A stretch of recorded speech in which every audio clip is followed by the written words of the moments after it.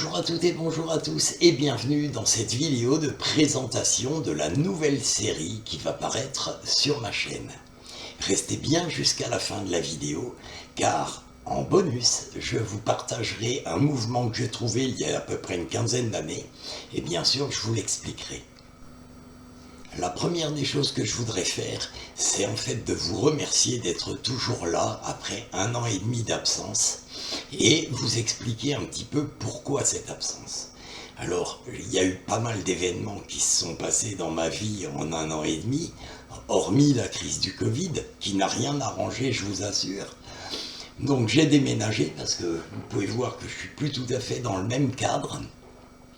Ensuite, j'ai perdu 2 personnes très très proches de ma famille, mon beau-père, le père de mon épouse, et la compagne de mon père, qui, pour ne rien arranger, lui-même est tombé gravement malade en août dernier, et qui a fait 4 à 5 mois d'hôpital, et depuis qu'il est sorti de l'hôpital, il est hospitalisé chez moi à domicile. Donc le balai des infirmières n'a pas aidé à bien sûr tourner et faire des vidéos. Ça n'a pas été simple. Mais enfin, je vous remercie d'être toujours encore là. Bien alors, la nouvelle série de vidéos que je vais bientôt commencer à tourner, d'ici une semaine je pense, va traiter du Donald Move. Un mouvement de Dominique Duvivier que je connais depuis une quinzaine d'années, depuis que je m'étais procuré ses vidéos From Old to New, les 4 volumes, et il utilise ce mouvement à l'intérieur. Mais je n'avais pas capté tout de suite l'intérêt ni la portée que pouvait avoir ce mouvement. Et c'est il y a 4-5 ans que j'ai commencé à vraiment m'intéresser à ce mouvement et à créer autour et avec ce mouvement. Alors j'ai créé plusieurs nouveaux mouvements. Ça, c'est des mouvements que moi j'ai trouvés à force de travailler autour du Donald Move. Je vais créer 3 mouvements différents autour du Donald Move. Des mouvements que j'ai jamais vus ailleurs. Donc je pense les avoir inventés. Maintenant, si quand vous verrez les vidéos, vous pensez que le mouvement existe déjà depuis longtemps, vous pourrez me le dire. Moi, je les ai trouvés en travaillant sur et autour du Donald Move de Dominique Duvivier. J'ai également inventé un gimmick qui permet des productions d'as très différentes les unes des autres, mais qui peut être utilisé pour pas mal d'autres choses. Donc vous verrez l'utilisation de ce gimmick. Et puis l'intérêt aussi de cette série, c'est que je vous emmène dans des univers assez différents et les textes bien sûr sont vraiment travaillés et vous verrez que c'est assez intéressant à voir. Maintenant, je ne fais pas ces vidéos pour pas que vous compreniez. Ceux qui connaissent le Donald Move de Dominique Duvivier vont comprendre certaines choses. Pas tout, parce que bon, c'est quand même assez torturé, les tours que j'ai inventés. Donc bon, c'est pas facile à comprendre quand même. Mais bien sûr, vous allez comprendre des choses. Et c'est ça qui est également intéressant pour vous. Voilà. Maintenant, je vais vous montrer un mouvement que j'ai inventé il y a une quinzaine d'années et qui peut vous intéresser. Ça se passe maintenant, sur le tapis. Voilà, alors le mouvement que je veux vous montrer, que j'ai trouvé il y a une quinzaine d'années, en fait c'est une coupe.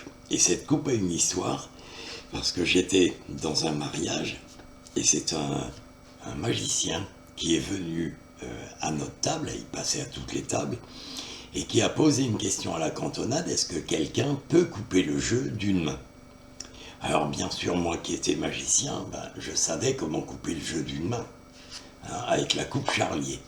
Et je me doutais un petit peu que c'était un tour à base de coupe charlier que ce magicien voulait nous montrer. Donc je dis oui, moi je veux bien m'essayer. Et je lui ai fait ce que vous allez voir maintenant.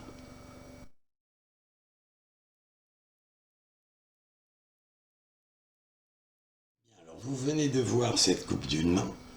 Alors je vais vous la montrer en détail. On commence par effeuiller avec l'index sous le jeu. Ensuite, on insère le pouce dans le jeu pour pouvoir, avec les 3 doigts qui sont ici, retourner la partie ici supérieure du jeu. On la retourne face visible. L'index vient entre les deux parties pour les séparer. Avec les 3 doigts qui nous restent, on ouvre le paquet de cartes et ensuite on n'a plus qu'à venir déposer le paquet qui était en dessous par-dessus. Je refais très lentement. On ouvre le jeu, on insère le pouce pour séparer les 2 paquets. On fait pivoter. L'index vient pour séparer les 2 parties. On ouvre cette partie et on fait glisser le reste dessus. Et on a coupé le jeu d'une main. Et je peux vous dire que lorsque le magicien qui était passé aux tables est venu me voir et a vu ça, je l'ai vu qu'il se décomposait, parce que arriver à couper un jeu de cartes, voilà, comme je viens de le faire, c'est assez compliqué. Je peux vous dire qu'avec un jeu qui glisse bien, c'est pas simple à faire. Oula, vous voyez, ça peut s'échapper un peu de tous les côtés. C'est un geste vraiment à maîtriser et à faire à l'horizontale. Ne mettez pas la main ni vers vous, ni comme ça. Il faut vraiment être à l'horizontale, parce que sinon vous allez perdre des cartes. Mais on arrive bien à couper le jeu d'une seule main. Voilà, ça c'était un mouvement que je voulais vous montrer.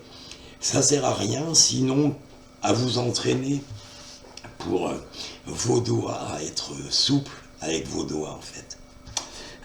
Voilà, c'était le petit cadeau de la fin de cette vidéo.